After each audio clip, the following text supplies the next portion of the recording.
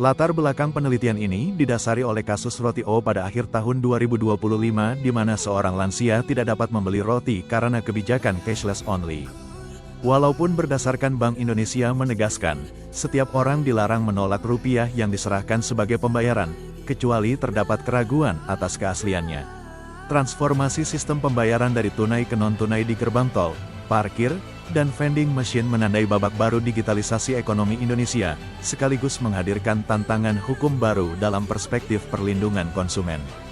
Dasar hukum utama, Permen PUPer No. 16, PRTM, 2017 mewajibkan seluruh ruas tol beralih ke transaksi non-tunai per tanggal 31 Oktober tahun 2017. Berdasarkan Undang-Undang Nomor 8 Tahun 1999 tentang Perlindungan Konsumen ada beberapa hak konsumen, yaitu hak memilih metode pembayaran, hak menerima pelayanan tidak diskriminatif dan juga hak kenyamanan bertransaksi. Persoalan utama dalam era cashless society adalah adanya asumsi bahwa seluruh konsumen telah siap secara teknologi untuk beralih ke sistem non-tunai. Asumsi ini tidak dapat dijadikan dasar peralihan. Seperti yang sudah disebutkan pada latar belakang, dalam kenyataan sosial masih banyak kelompok masyarakat yang belum memiliki akses memadai terhadap layanan keuangan digital, seperti lansia, masyarakat daerah, masyarakat berpenghasilan rendah, penyandang disabilitas tertentu, atau individu yang belum memiliki rekening bank atau smartphone. Permasalahan hukum muncul ketika pelaku usaha yang menyediakan bahan pokok menerapkan sistem pembayaran non-tunai secara eksklusif, atau yang biasa disebut dengan cashless only. Dalam situasi tersebut, konsumen yang memiliki uang rupiah berbentuk uang kartal, tetapi tidak memiliki instrumen pembayaran digital dapat kehilangan akses terhadap bahan pokok.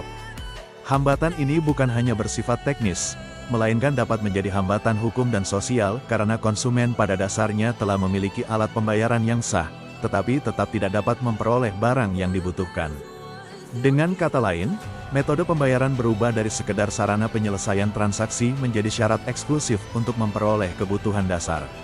Keadaan tersebut berpotensi bertentangan dengan tujuan perlindungan konsumen yang menempatkan konsumen sebagai pihak yang harus dilindungi dari praktik usaha yang merugikan atau tidak adil.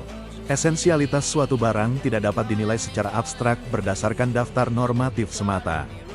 Fungsi barang bagi konsumen berubah sesuai dengan lokasi, waktu, kondisi fisik, dan ketersediaan infrastruktur pembayaran, sebagaimana diamanatkan oleh UU No. 7 Tahun 2014 tentang Perdagangan dan UU No. 18 Tahun 2012 tentang Pangan. Untuk memperkuat analisis mengenai hak konsumen, penting untuk membandingkan pengaturan penerimaan uang tunai di beberapa negara. Perbandingan ini menunjukkan bahwa hubungan antara uang tunai, legal tender, dan hak konsumen tidak diatur secara seragam.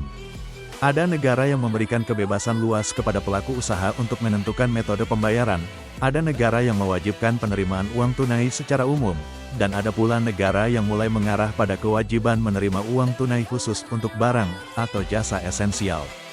Pendekatan negara-negara tersebut secara umum dapat dibagi ke dalam 3 model. Pertama, contractual freedom, yaitu negara mengakui uang tunai sebagai legal tender tetapi tidak mewajibkan pelaku usaha menerima uang tunai dalam transaksi retail apabila syarat pembayaran telah diberitahukan sebelumnya.